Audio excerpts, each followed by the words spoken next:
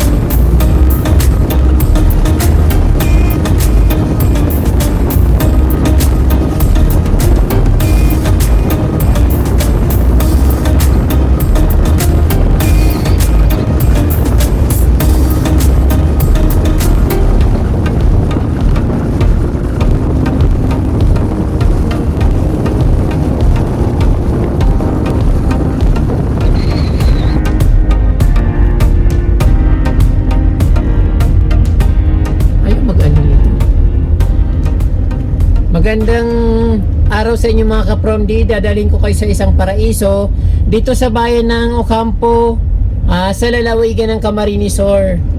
Mayroon kaming pupuntahan dito na isang paraiso na parky na bagay sa akin kapromdi, sa aking laki.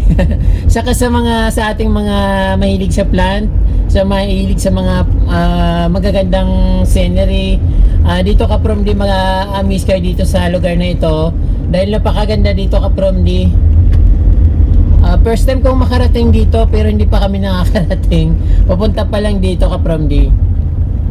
So inaasahan ko na magiging maganda yung makikita ko dito at alam ko ma-enjoy nyo at magugustuhan nyo rin.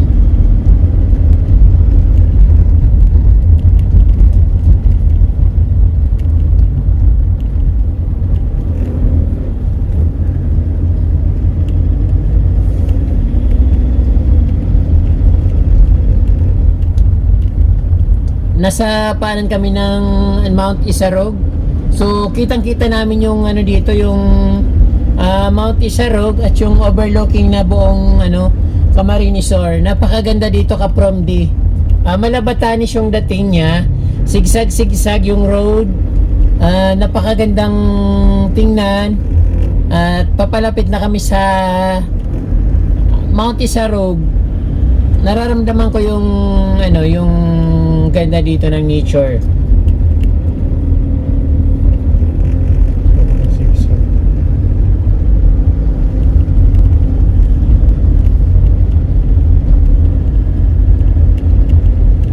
Ayan, nakikita nyo kapromdi dito pa lang yung natural scenes ng Batanes, parang ganun. Although yung nakikita dito mga nakatanim dito sa mga yung parang mga gugon or gugon dito sa amin kung tawagin. Yung iba naman kapromdi mga tubo na tanim, parang tubuhan yung lugar na ito.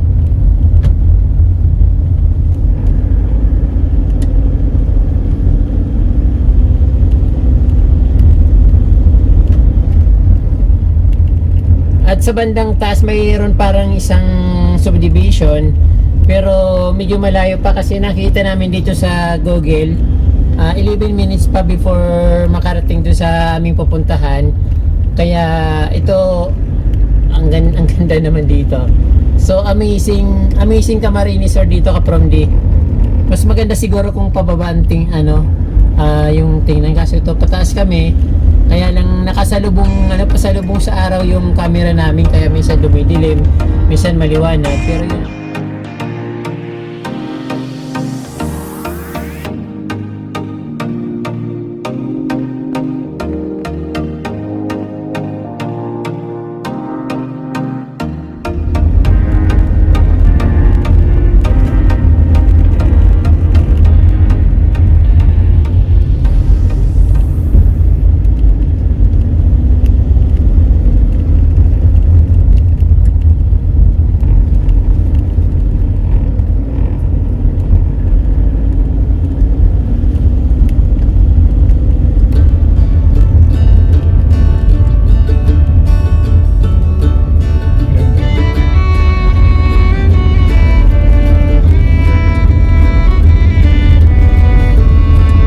Super dami, may ayun ka from the pula, purple, saka mga marigold sa gilid ng kalsada.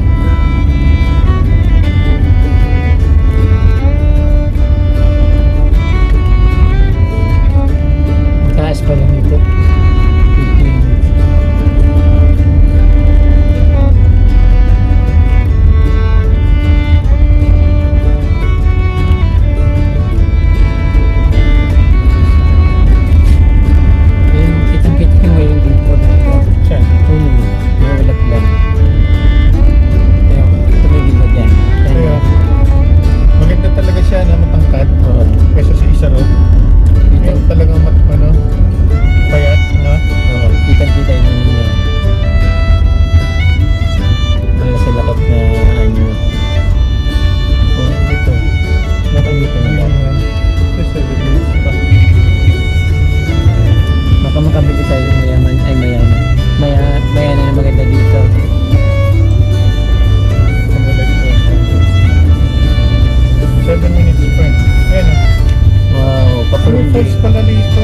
Para din kami nasa Baguio dito ka from the yung nakikita namin yung Lisarog, super nakaka-amaze, para kami nasa Benguet.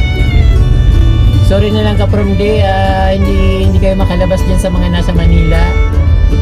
Ito papasyal ko na lang kayo dito kasi wala lang, para at least kahit papaano mayroon kayong nakikita dyan sa bahay, libangan sa bahay. Kasi napakaganda dito ka from the hindi man kayo makalabas ng yung bahay dahil sa lockdown.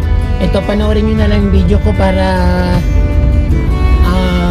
ayun, ma-refresh naman yung mind nyo. Meron pa rin na magagandang lugar dito sa atin sa Pilipinas na makikita na hindi pa natin nararating. So dito sa Camarines Sur parang hindi masyadong napapansin yung mga tourist spot dito, pero kapag napakaganda dito sa amin sa lalawigan ng Camarines Sur.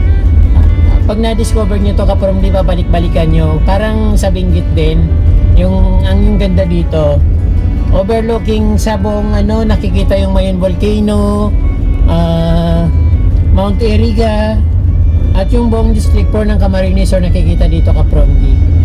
Kung nakikita ko doon sa barangay namin yung napakagandang scenery, nakikita namin yung Lagunoy Gulf, yung Mayon na halos dulo na lang nakikita namin doon.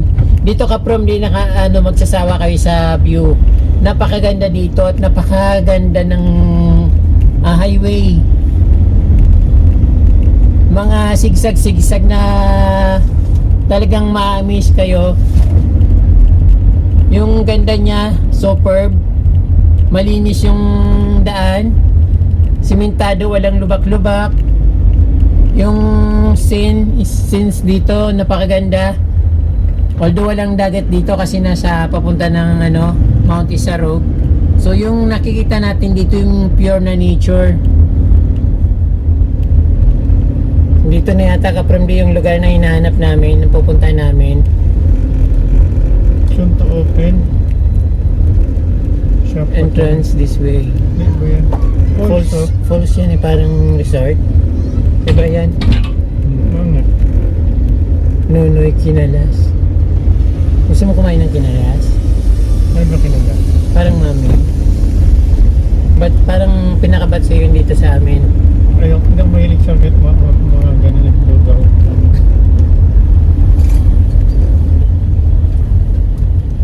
Pataas pa mga ka-From D.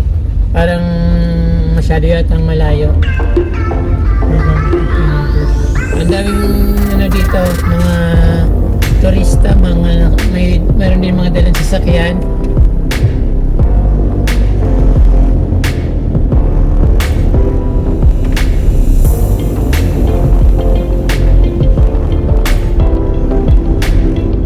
Ito lang. Wala naman iba. Baka dyan.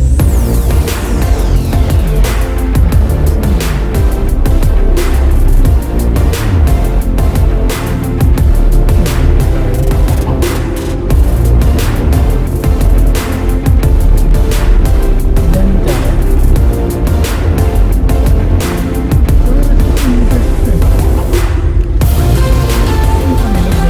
Baka dito lang sa yung park.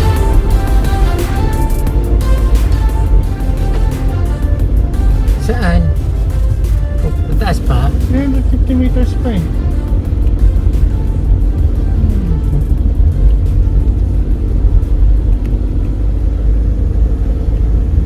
Halos nandito na kami sa Mount Isarog From D pero hindi pa namin marating yung pupuntahan namin. Nakalagay 1 minute na lang pero parang hindi pa namin nakikita. Oh, ang lamig. Ito na. 100 meters. Ano kayo nandoon, no? Ito na yata yun. Ito na nga yun.